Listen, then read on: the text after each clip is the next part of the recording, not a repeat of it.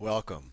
In this presentation, what I want to do is to really give you an intuition in probably one of the most important and useful concepts in geometry. And it's useful not just because it's, I guess, useful in geometry, but it's useful because this is probably one of the top 3 concepts that you'll see on standardized tests for the rest of your life, especially on the SAT. So it's really good to get an intuition for this.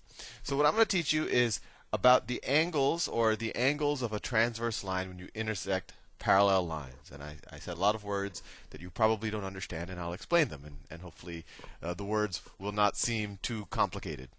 So before I start, I just want to give credit to this website that I'm going to use for this. I did not create this. This is from mathwarehouse.com. That's mathwarehouse.com. And I found this by doing a Google search for geometry in parallel. So I encourage you to find it yourself and to play with it, just like I'm going to do in this video. So first I said parallel lines. So what are parallel lines? So in this, you might already be familiar with, parallel parking. That's when a car is, right next to another car. Parallel lines are 2 lines in the same plane. And you don't have to worry about it too much. You can assume that the plane is just the piece of paper you're working on, or the screen that when you're looking at this video.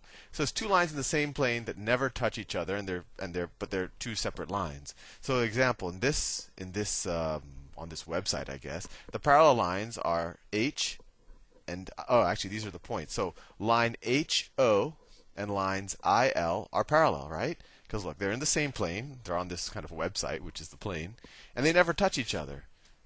If you're familiar with slope and things, parallel lines are 2 lines that have the same slope and different y-intercepts. If you don't remember that, don't worry about it. I think you have an intuition of what a parallel line is, or what parallel lines are. A transverse line is just another random line that intersects both of these parallel lines. So in this example, this line, I guess we could call it FE or we could call it FG, but you get the idea. This line is a transverse line because it intersects these 2 lines. So what are we going to do with all this? Well, what we're going to figure out is the relationship between the angles that are formed when this transverse line intersects these 2 parallel lines. So the first one I'm going to do are the alternate interior angles. So let me see. Alternate interior angles. I already clicked them on.